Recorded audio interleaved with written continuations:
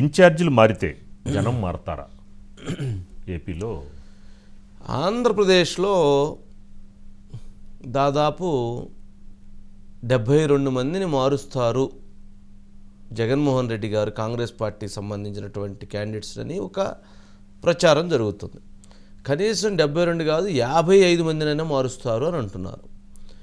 కాదు కనీసం 37 మార్పులు ఉంటాయి అంటున్నారు. అనేది ఇంకా అంతకుమించి పైనే ఉంది, తక్కువ లేదు. ఇప్పుడు 2 జిల్లాల్లోనే 11 మందిని సఫిల్ చేశారంటే ఇవి కాకుండా ఇంకా ఉన్నాయంట ఆ జిల్లాలో. మరి ఉన్నాయి అని అంటే ఇంకా చాలా ఉన్నాయని అర్థం. ఇక్కడ నాకు అర్థం కానిది ఏంటంటే, అంతకుముందు గెలిచినటువంటి అభ్యర్థులు, అంతమంది అభ్యర్థులు ఇప్పుడు పనికిరారు, వాళ్ళని మార్చాలి, వాళ్ళు గెలవరు అని అంటే అది ఎమ్మెల్యేల వైఫల్యమా, ముఖ్యమంత్రిగా జగన్మోహన్ రెడ్డి గారి వైఫల్యమా? ముఖ్యమంత్రి జగన్మోహన్ రెడ్డి గారికి 100కి 100 మార్కులు పడి వీళ్ళందరికీ 100కి 20 మార్కులు ఎలా పడుతున్నాయి? సర్వేలు చేసేటువంటి వాళ్ళు జగన్మోహన్ రెడ్డి గారి గురించి అడిగే క్వశ్చన్లు ఏంటి, ఎమ్మెల్యేల గురించి అడిగే క్వశ్చన్లు ఏంటి? అవినీతి జరిగితే ముఖ్యమంత్రి గారి దగ్గర జరుగుతుంది, ఎమ్మెల్యేల దగ్గర జరుగుతుంది. అభివృద్ధి అనేటువంటిది ముఖ్యమంత్రి గారి దగ్గర లేదు, ఎమ్మెల్యేల దగ్గర లేదు. సంక్షేమం అనేటువంటిది ముఖ్యమంత్రి గారి దగ్గర ఉంది, ఎమ్మెల్యేల దగ్గర ఉంది. సరే, ఇస్తున్నటువంటి వాటిల్లో మరి ఇలా చూస్తా పోతే చాలా అంశాల విషయంలో మరి అక్కడ ఇక్కడ ఒకటిగానే ఉంది. మరి ఎమ్మెల్యేల ఎక్కువ మందిని మార్చి ముఖ్యమంత్రి గారి నిర్ణయాన్ని ఎమ్మెల్యేలు ఆఫ్ ది రికార్డ్ మాట్లాడుతున్నటువంటి అంశం, లేదా ఇక్కడ నుంచి వైఎస్ఆర్సీపీ పార్టీ నుంచి బయటికి వెళ్ళి ఇప్పుడు తెలుగుదేశం పార్టీలో ఉన్నటువంటి ఒక శాసనసభ్యుడు, అంటే జగన్మోహన్ రెడ్డి గారికి సర్వసైన్య అధ్యక్షుడు ఒకప్పుడు, ఆయన మాట్లాడుతున్నటువంటి అంశం ఏంటంటే, మమ్మల్ని అందరినీ మార్చాలని అనుకుంటున్నాడు ఆయన. అసలు మార్చాల్సింది ఆయన్ని. ఆయన వల్ల మేమందరం మా రాజకీయ జీవితాలు మొత్తం పాడైపోయినాయి, నాశనమైపోతున్నాయి. ఆయన ఎందుకు మార్చాలనుకుంటున్నారు అనేటువంటి అంశం కూడా క్లారిటీ లేదు. మరి మేము గడప గడపకు అంటే గడప గడపకు తిరిగాము, ఇంకోటంటే ఇంకోటి తిరిగాము, చేయాలని అన్నీ చేసాము. మరి వెళితే ఎవరి దగ్గరికైనా వెళ్ళి మేము అడిగితే, ఏమండి ఎమ్మెల్యే గారు మీరు ఓకే అనండి, ముఖ్యమంత్రి గారు ఏందండి, అభివృద్ధి ఏందండి, ఈ గొడవలు ఏందండి, ఈ కేసులు ఏందండి, ఈ రాజధాని ఏందండి, ఈ పోలవరం ఏందండి, అసలు అన్ఎంప్లాయ్మెంట్ ఏందండి, ఈ ఇసుక ఏందండి, ఈ మైనింగ్ ఏందండి, ఇదేంటండి, ఇట్లా మమ్మల్ని 100 అడుగుతున్నారు. ప్రధానమైనటువంటి అంశాలు, ఇన్ని అంశాలు జగన్మోహన్ రెడ్డి గారి దగ్గర మైనస్ పెట్టుకొని మేము ఎమ్మెల్యేలుగా అక్కడ తిరుగుతూ ఉంటే అక్కడ మమ్మల్ని మార్చటం ద్వారా అంటే ఏం ఇండికేషన్ ఇవ్వాలనుకుంటున్నారు అనేటువంటిది మాకు అర్థం కావట్లేదు. ఇది చేయటం వలన వారు పెనం మీద నుంచి పొయ్యిలో పడుతున్నారు తప్ప పొయ్యిలో నుంచి పెనం మీదకి వచ్చేటువంటి పరిస్థితి ఎక్కడ జరగదు. అందుకని ముఖ్యమంత్రి గారి నిర్ణయాలు, ఈ మార్పు నిర్ణయాలన్నీ కూడా పెనం మీద నుంచి పొయ్యిలో పట్టడం తప్ప మరొకటి కాదు అనేటువంటి అభిప్రాయాన్ని గతంలో జగన్మోహన్ రెడ్డి గారికి సర్వసైన్య అధ్యక్షుడిగా వ్యవహరించినటువంటి ఒక శాసనసభ్యులు వ్యక్తం చేశారు. అంటే దీన్ని బట్టి అర్థం ఏమవుతుంది, ముఖ్యమంత్రి గారు తీసుకున్నటువంటి మార్పు నిర్ణయాలన్నీ కూడా చాలా ప్రశ్నలను లేవనెత్తుతుంది. సరే, మార్చారు. ఆళ్ల రామకృష్ణారెడ్డి లాంటి వ్యక్తి గతంలో లోకేష్ను ఢీకొట్టి గెలవగలిగినటువంటి వ్యక్తి, ఆ రోజు మంత్రి పదవి ఇస్తానని చెప్పని జగన్మోహన్ రెడ్డి గారు హామీ చేసిన వ్యక్తి, ఈరోజు ఆయన తీసేసి గంజి చిరంజీవిని పెట్టినంత మాత్రాన లోకేష్ మీద గెలుస్తాడా? సాధ్యమైద్దా? అంటే ఆళ్ల రామకృష్ణారెడ్డి కంటే గంజి చిరంజీవి బలమైనటువంటి వ్యక్తి? నాకు తెలియక అడుగుతున్నాను. మరి వైఎస్ఆర్సీపీ పార్టీలో మంగళగిరిలో ఉన్నటువంటి ఏ నేతను అడిగినా కానీ, లేదా గుంటూరు జిల్లాలో, లేదా ప్రకాశం జిల్లాలో, లేదా కృష్ణా జిల్లాలో ఆళ్ల రామకృష్ణారెడ్డి గురించి తెలిసినటువంటి వాళ్ళని, గంజి చిరంజీవి గురించి తెలిసినటువంటి వాళ్ళని ఎవరిని అడిగినా కానీ స్పష్టమైనటువంటి సమాధానం ఇవ్వగలుగుతారు. ఎందుకనంటే అతనుకున్నటువంటి బలం వేరు, అతనుకున్నటువంటి బలగం వేరు. మంగళగిరిలో ఎందుకు ఓడిపోతారు అని అంటే, ఎవరైనా కానీ అమరావతి రాజధానిని అభివృద్ధి చేస్తామని చెప్పి సర్వనాశనం చేసిన పరిస్థితుల్లో అక్కడ జరిగినటువంటి నష్టం అక్కడ ప్రజానీకానికి కళ్ళ ముందు కనిపిస్తుంది కాబట్టి వాళ్ళ కళ్ళ వెంట నీళ్లు రావట్ల, రక్తం వస్తుంది. 5 కోట్ల రూపాయల భూమి 1 కోటి రూపాయలకు వచ్చిందంటే ఎవరికైనా కడుపు మండిద్ది, బయటపడరు. అలాంటి వాళ్ళు ఆ నష్టం జగన్మోహన్ రెడ్డి గారు చేసిన నష్టం, దానికి ఆళ్ళ రామకృష్ణారెడ్డిని బలిపోసం చేస్తే ఏమొచ్చిద్ది? సరే, తాడికొండలో సుచరితను తెచ్చిపెడితే ఏ రకం గెలవాలి? సుచరిత ఏ రకం గెలుస్తుంది? ఓకే, సరే, మనం ఇంకొక వైపు వెళ్తే ఎక్కడికి వెళ్ళినా కానీ చిలకలూరుపేట మంత్రి విడుదల రజని, ఆమె చిలకలూరుపేటలో అక్కడ గ్రూప్ పాలిటిక్స్ నడుస్తున్నాయి, ఆమె అక్కడ గెలవదని ఆమెను అక్కడి నుంచి తీసి గుంటూరు వెస్ట్కి వేశారు. ఓకే, మరి అక్కడ పెట్టినటువంటి చిలకలూరుపేటలో పెట్టినటువంటి వ్యక్తి ఎవరు? రాజేష్ నాయుడు ఏ రకంగా విడుదల రజనీకి సరితూగలుగుతారు? విడుదల రజని మంత్రిగా లేదా ఇప్పటి వరకు తను అక్కడ ఒక బలమైనటువంటి నాయకత్వాన్ని తెచ్చుకుంది. ఎవరైతే కుమారస్వామి వాళ్ళ భర్త అక్కడ స్వయంగా వాళ్ళు ఒక ఇల్లు కట్టుకొని ఆ చిలకలూరుపేట వేదికగా చేసుకొని వాళ్ళు రాజకీయాన్ని చేయాలని వాళ్ళు అక్కడ బలంగా నిలబడ్డారు. మరి అలాంటిది చిలకలూరుపేటలో సరే కృష్ణదేవరాయలను తీసుకొస్తున్నారు ఎంపీని అన్నారు. సరే ఆయన తీసుకొస్తే ఓకే, లేదా మర్రి రాజశేఖర్ వస్తే ఓకే. మరి మర్రి రాజశేఖరు కృష్ణదేవరాయలు ముగ్గురు కూడా విడుదల రజనీకి మధ్య ఒక వారు జరిగింది. ఆమె వెళ్తే వీళ్ళు వస్తారనుకున్నారు. చివరికి ఆమెనైతే పంపించగలిగారు, అక్కడికే వీళ్ళిద్దరు రాలేదు. వీళ్ళిద్దరు రాకపోగా అక్కడ రాజేష్ నాయుడు తీసుకొచ్చి పెట్టారు. మరి అసలు అక్కడ యుద్ధం ఇంకెక్కడుంది? అక్కడ యుద్ధం అనేది ఇక పొలిటికల్ యుద్ధం అనేది తెలుగుదేశం పార్టీ కేక్ వాక్ లాగా అయిపోయింది. అక్కడ రాజేష్ నాయుడు గెట్టోడే, కానీ అక్కడ ఉన్నటువంటి నియోజకవర్గంలో ఉన్నటువంటి సమీకరణాల ప్రకారంగా సరే విడుదల రజని గెలవచ్చు, ఓడిపోవచ్చు, తనే యుద్ధం చేయగలిగితే తనకు ఒక రిజల్ట్ వస్తుంది. అలా కాకుండా మార్పులు చేయటం ద్వారా ఏం రిజల్ట్ వస్తుంది? సరే, అద్దంకి చెంచుగారటే కుమారుడు కృష్ణ చైతన్య అన్నారు. మొత్తానికి 4.5 సంవత్సరాలు అతనికి అప్పచెప్పారు మొత్తం ఆ కాన్స్టిట్యున్సీని. తప్పులు జరిగినాయి, ఏం జరిగినాయి, ఏమన్నా కానీ కనీసం చెప్పిన పాపం కూడా పోయినట్లేరు. చేస్తే ముందుగా సరి చేయాలి. ఇప్పుడు అక్కడ తీసుకొచ్చి అనివిరెడ్డిని పెట్టారు. మరి అనివిరెడ్డి కృష్ణ చైతన్య చేయకపోతే ఎట్లా ఆయన అక్కడ ఇదవుతాడు? సాధ్యం కాదు. ఇలా ప్రతి నియోజకవర్గానికి ఒక సమస్యని ఉంది. ఓకే, సంతనూతలపాడు నుంచి అక్కడి నుంచి సుధాకర్ బాబుని తీశారు. ఇప్పుడు ఎక్కడ పత్తిపళ్ళని ఆడ వెయ్యాలంటున్నారు. మరి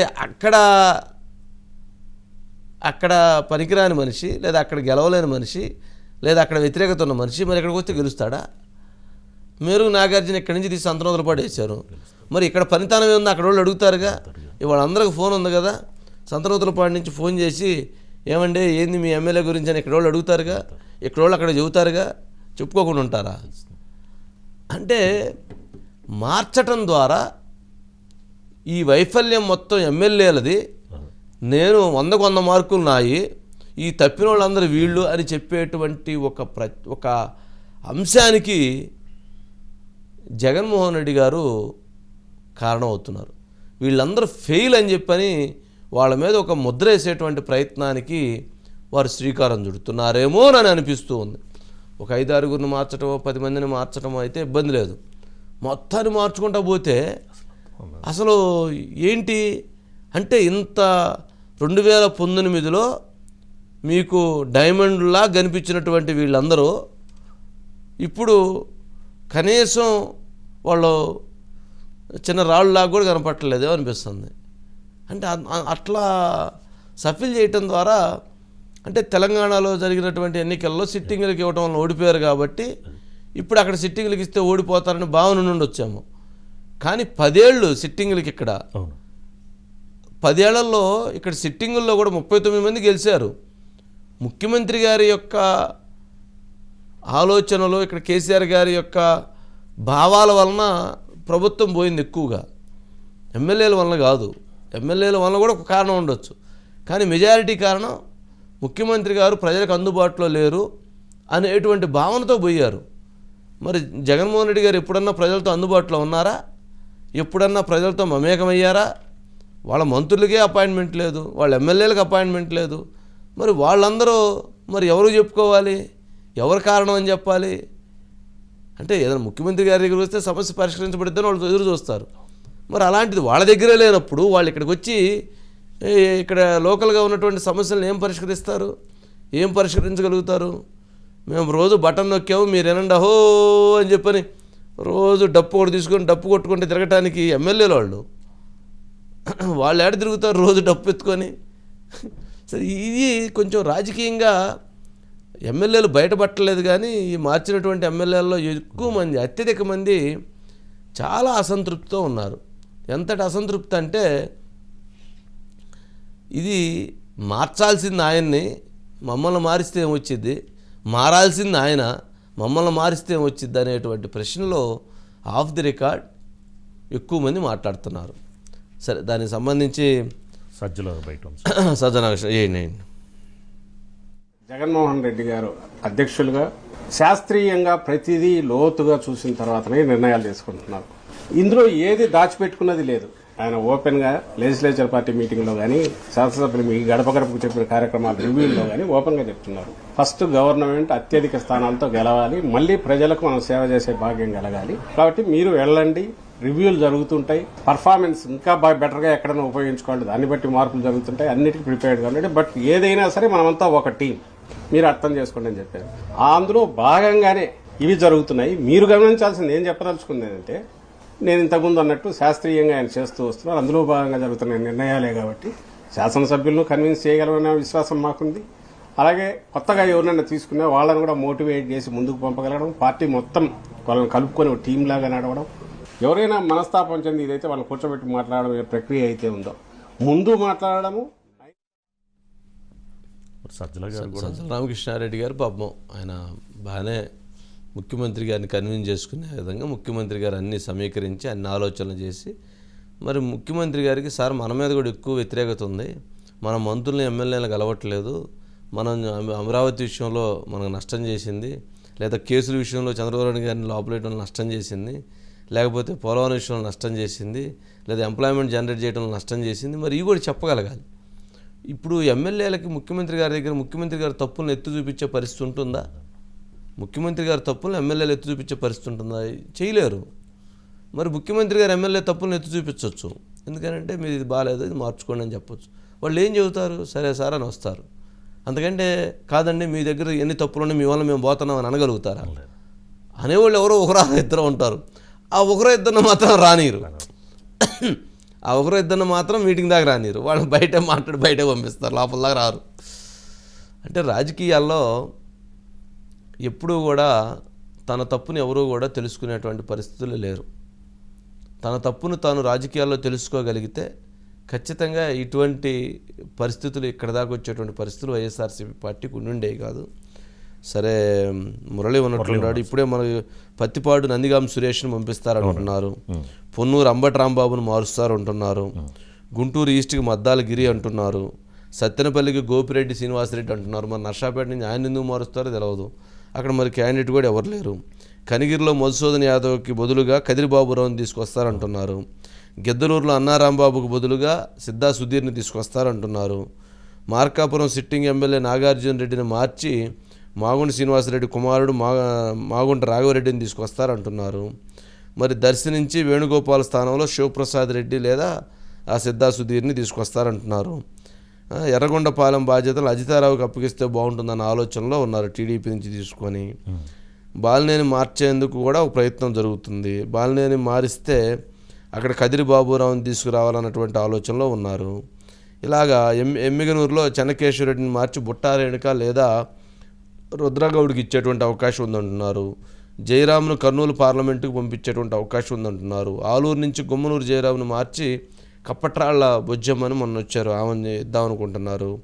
కోడుమూరు సుధాకర్ స్థానంలో సంజయ్ విక్రమ్ కుమార్కి అవకాశం ఇవ్వచ్చు అనుకుంటున్నారు. కర్నూలు అబ్దుల్ అజీజ్ ఖాన్ స్థానంలో ఎస్వి మోహన్ రెడ్డి గారిని దించాలనుకుంటున్నారు.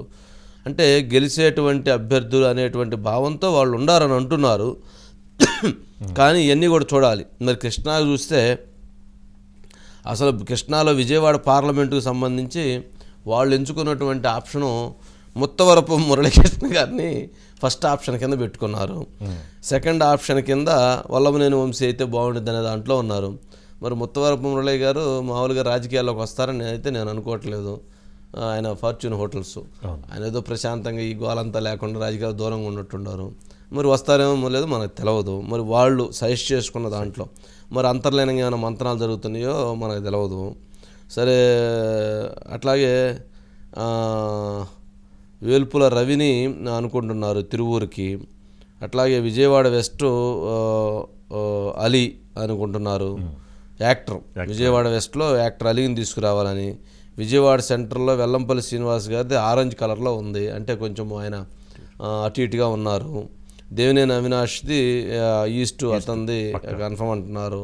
వసంత వెంకటకృష్ణ ప్రసాద్ది మైలవరం, అది కన్ఫర్మ్ అంటున్నారు. కీర్తి సౌజన్యది కూడా ఓకే అంటున్నారు. సామినేని ఉదయభాను మాత్రం కొంచెం కష్టంగా ఉంది, మార్చాలనేటువంటి భావనలో ఉన్నారని చెబుతున్నారు. సరే, ఇవన్నీ కానీ ఏమైనా కావచ్చు కానీ, బట్ మొత్తానికి చూస్తే 175 కాన్స్టిట్యున్సీస్లో already Prashant Kishor last month 25th మొత్తం రిపోర్ట్ని సబ్మిట్ చేసేసారు. ఈ 10-15 రోజులుగా జరిగిన ఎక్సర్సైజ్ తర్వాత ఇప్పుడు అనౌన్స్మెంట్ జరుగుతూ ఉన్నాయి. అందుకని ముఖ్యమంత్రి గారు 10-15 రోజులు ఎక్సర్సైజ్ చేశారనమాట. సరే, దీనికి సంబంధించి మురళీ గుడ్ ఈవినింగ్. ఏం మురళీ, మొత్తానికి ఏదో ఆట ఉన్నట్లుంది, ఆటలాగా అయిపోయింది మొత్తానికి ఎమ్మెల్యేల పరిస్థితి. అంటే జనరల్గా ఒక నియోజకవర్గంలో ఒక ఎమ్మెల్యే ఒక 5 సంవత్సరాలు పనిచేసినప్పుడు తను ఎంతో కష్టపడి తనంటూ తన ఒక గ్రూప్నో లేదా తనంటూ తన ఒక క్యాడర్ని తనంటూ తన ఒక దీన్ని ఒక ఏర్పాటు చేసుకుంటాడు. ఒక గ్రామ స్థాయి నుంచి ఒక దాన్ని బిల్డ్ చేసుకుంటాడు ఒక 5 సంవత్సరాల పాటు. అలా బిల్డ్ చేసుకున్నటువంటి వ్యక్తుల్ని సడన్గా మీ పనితీరు బాగలేదు, మీరు గెలవలేరు, మీరు పోండి అని చెప్పని పంపించేస్తే గెలవలేని వాళ్ళు ఇంకో దగ్గర గెలుస్తారా? అంటే వీళ్ళు గెలవలేకపోవటానికి లేదా వీళ్ళ మీద వ్యతిరేకం ఉండటానికి కారణం వాళ్లే కారణమా లేదా ముఖ్యమంత్రి గారి కారణమా? ముఖ్యమంత్రి గారితో పాటు వీళ్ళు కారణమా ఏంటి? అంటే ఆంధ్రప్రదేశ్లో ప్రస్తుతానికైతే కనుక మళ్ళా అధికారంలోకి రావాలనే ఒక ప్రయత్నంలో జగన్మోహన్ రెడ్డి గారు చేస్తున్నటువంటి ఏదైతే గేమ్ ఉందో ఆ గేమ్ ఒక ఫుట్బాల్ లాగా కనిపిస్తుంది సార్. ఫుట్బాల్లో కూడా సరిగ్గా ఆడకపోతే లేదా రెఫరీ చెప్పి వినకపోతే రెడ్ కార్డు లేకపోతే ఎల్లో కార్డు చూపిస్తారు సార్. దాదాపుగా కూడా జగన్మోహన్ రెడ్డి గారు చేయించుకుంటున్నటువంటి సర్వేలో కూడా దాదాపుగా అట్లాంటి పరిస్థితే కనిపిస్తుందండి.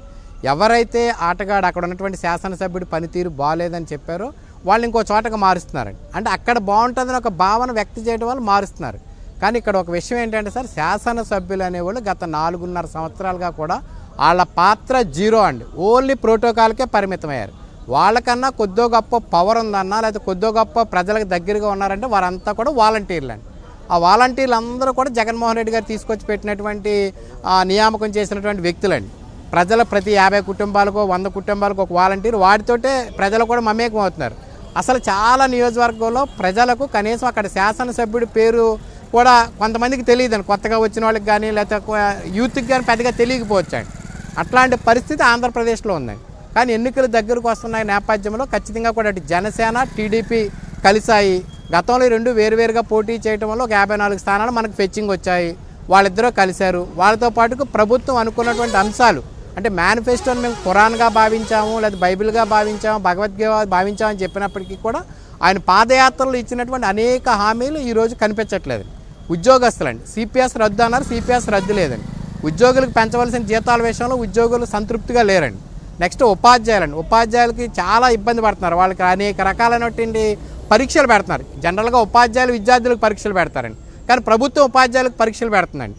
చివరికాలు రేపు ఎన్నికల విధులు కూడా నిర్వహించకుండా తీసుకునే విధంగా ఏం చేయాలో అన్నీ చేస్తున్నారు. అటువంటి ఉపాధ్యాయులు వ్యతిరేకంగా ఉన్నారు. వీరితో పాటుగా అభివృద్ధి లేదండి. రోడ్లు లేవు, డ్రైనేజీలు లేవు, తాగునీరు లేవు. ఇవన్నీ కూడా ప్రభుత్వ వ్యతిరేకతను సూచిస్తాయండి. అంటే ఇవన్నీ స్థానిక శాసనసభ్యుడు ఏమీ చేయలేడండి. ఖచ్చితంగా కూడా ప్రభుత్వం చేయాలని ముఖ్యమంత్రి గారు రివ్యూ చేసి అధికారులకు ఆదేశాలు ఇస్తేనే అది జరుగుతుందండి.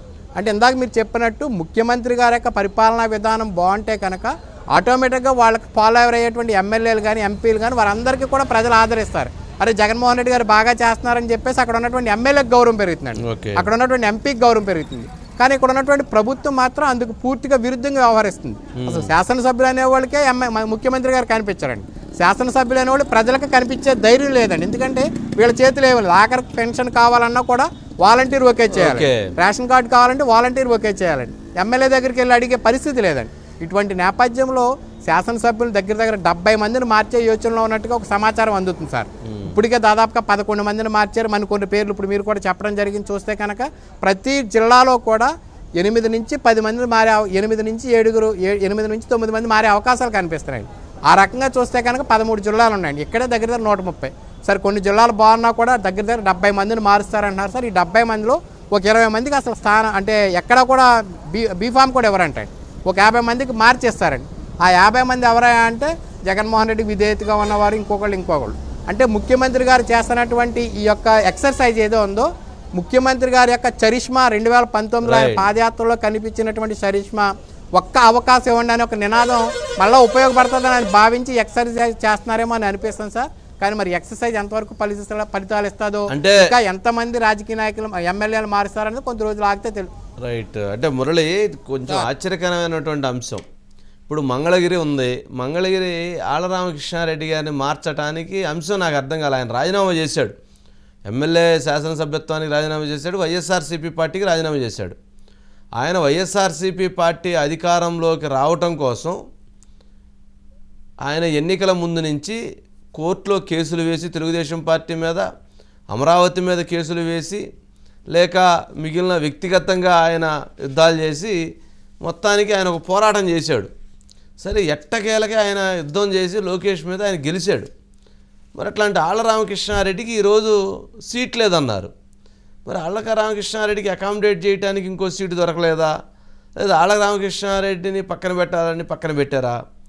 మరి గంజి చిరంజీవి మీద అతను తీసుకొచ్చారు.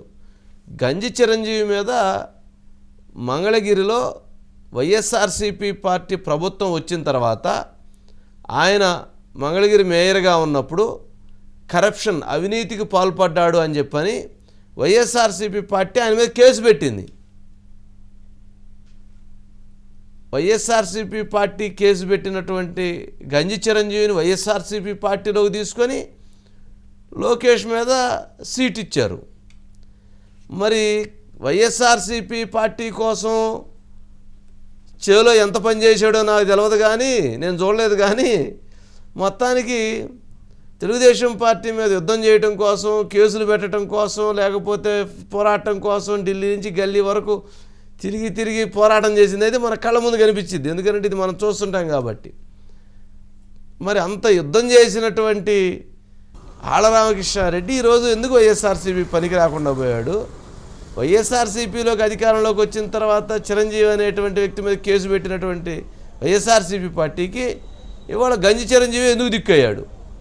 అంటే లోకేష్ను చూసి అంత భయపడుతున్నారా, లేక లోకేష్ను ఓడించడం అనేటువంటిది ఆళ్ల రామకృష్ణారెడ్డి వల్ల సాధ్యం కానప్పుడు మరి గంజి చిరంజీవి వలన సాధ్యమైద్దా?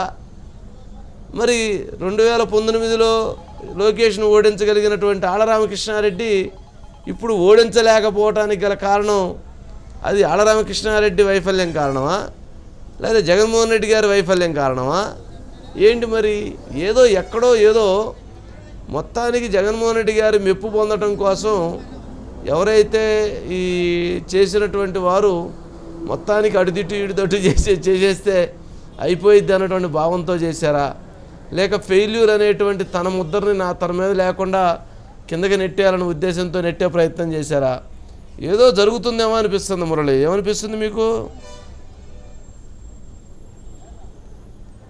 అంటే ఖచ్చితంగా కూడా మంగళగిరి నియోజకవర్గంలో ఉన్నటువంటి పరిస్థితులు అంటే లోకేష్ను ఓడించాలి అనే ఒక భావనలో అయితే జగన్మోహన్ రెడ్డి చాలా తీవ్రంగా ప్రయత్నిస్తున్నారు సార్.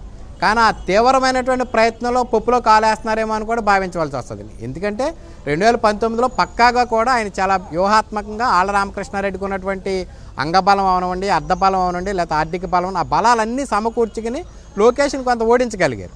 కానీ 2024లో అందుకు ధీటుగానే లోకేష్ కూడా అక్కడ సిద్ధమవుతున్నప్పుడు అతను ఓడించడానికి ఒకసారి ఓడించినటువంటి వ్యక్తికి కొంత ఈజీగా ఉంటుందండి. మరోసారి అతను ఓడించాలన్నా అతని మీద పోటీ చేయడానికి అతను గట్టిగా ఢీకొంటాకి. ఏదైతే లోకేష్ దగ్గర ఒక నాయకుడిగా పనిచేసినటువంటి గంజి చిరంజీవి మీద అప్పట్లో అన్ని ఆరోపణలు చేసి చెప్పి ఈరోజు మళ్ళీ అదే గంజి చిరంజీవిని తీసుకొచ్చారు. ఎందుకంటే అక్కడ స్థానికంగా ఉన్నటువంటి ఏదైతే వివర్స్ కమ్యూనిటీ ఓట్లు ఉన్నాయో ఆ ఓట్లు కనుక గంజి చిరంజీవికి పడితే బయటపడిపోతారు అనే ఒక భావనతోటి అక్కడ మంగళగిరి పాయింట్ ఆఫ్ వ్యూలో తీసుకున్నారని మనం భావించవచ్చు సార్. అయితే తీసుకుంటాలో కూడా గంజి చిరంజీవి కన్నా కాండ్రు కమల అనే ఆమె గతంలో ఎమ్మెల్యేగా పనిచేస్తుంది, ఆవిడ కూడా వైసీపీలో ఉంది, నేనే పోటీ చేస్తాను ఎవరికి ఇచ్చాను ఆవిడ అంటుంది. నిజంగా ఈ ట్రయాంగిల్ ఫైట్లో అటు కాండ్రు కమల వ్యతిరేకం చేసినా, లేకపోతే గంజి చిరంజీవికి పనిచేయడానికి ఆళ్ళ రామకృష్ణారెడ్డి దూరంగా ఉన్నా, లేకపోతే కాదని గంజి చిరంజీవిని మాత్రం గంజి చిరంజీవి వ్యతిరేకం చేసిన ఈ ట్రయాంగిల్ ఫైట్లో ఆ పప్పులో కాలేసినట్టు అవుతుంది సార్ జగన్మోహన్ రెడ్డి. కానీ లోకేష్ మాత్రం చాలా సైలెంట్గా అతని పని అతను చేసుకుంటూ అక్కడ ప్రజలు మెప్పు పొందే ప్రయత్నం చేస్తున్నారు. వీటన్నిటికీ కూడా మరొక బలమైన కారణం ఏంటంటే సార్, అమరావతిని రాజధాని మార్చిన అంశం ఏదైతే ఉందో ఆ అంశం అక్కడ చాలా ప్లస్ పాయింట్ అవుతుందండి టీడీపీ జనసేన కూటమికి. ఇక రాష్ట్ర వ్యాప్తంగా కూడా సార్ ఇంకొక అంశం ఉంది సార్, జనసేన టీడీపీ కలిసి పోటీ చేస్తామన్న తర్వాత జగన్మోహన్ రెడ్డి గారు వివిధ సంస్థల ద్వారా తీసుకున్నటువంటి సర్వేల ఆధారంగా ఈ మార్పులకు చేర్పులకు శ్రీకారం చుట్టారని మనం భావించవచ్చండి. అప్పటి వరకు కూడా దమ్ముంటే జనసేన ఒక్కళ్ళనే రమ్మండి, దమ్ముంటే టీడీపీని ఒక్కళ్ళనే రమ్మండి అనేక సందర్భాలు విమర్శలు చేసిన వాళ్ళు ఆ రెండు కలిసి పోటీ చేస్తామని చెప్పిన తర్వాత ఇతను మళ్ళీ సర్వేలు చేయించుకుని ఆ ప్లాట్ఫామ్ని మార్చుకుని అభ్యర్థులను మార్చడమా లేకపోతే ఇంకా ఏమైనా మార్చాలా, అసలు మేము ఓడించడానికి ఏం ఎత్తులు వేయాలి, ఏం ప్లాన్లు చేయాలని ఒక ప్రయత్నంలో చేస్తూ కూడా కొంత బీసీ కార్డుని ఎక్కువగా ఎత్తుకున్నారని భావన కనిపిస్తుంది sir. SC ST BC minority card ఎత్తుకుని ముందుకెళ్ళే యోచన చేస్తున్నారని కూడా ఆయన చేస్తున్నటువంటి మార్పులు బట్టి తెలుస్తుంది సార్. మొత్తం మీద ఈ రోజు రేపు కూడా మరొకరిని సంచలనమైనటువంటి వార్తలు వినవలసిన అవసరం అయితే కనిపిస్తుంది సార్. ఓకే రైట్ మురళి, మొత్తానికి వైసీపీలో మొత్తం టెన్షన్ గుబులు పుట్టుకుంది. ఎవరి సీటు ఎగిరిపోయిద్దో ఎవరి సీటు ఉండిద్దో అర్థమే కావట్లేదంట. ఇదేంటండి బాబు మమ్మల్ని అందరం మార్చడం ఏంటని వాళ్ళు గోల. సరే చూద్దాం మరి వాళ్ళు దాని మీద ఏం జరిగిద్ది అనేది నెక్స్ట్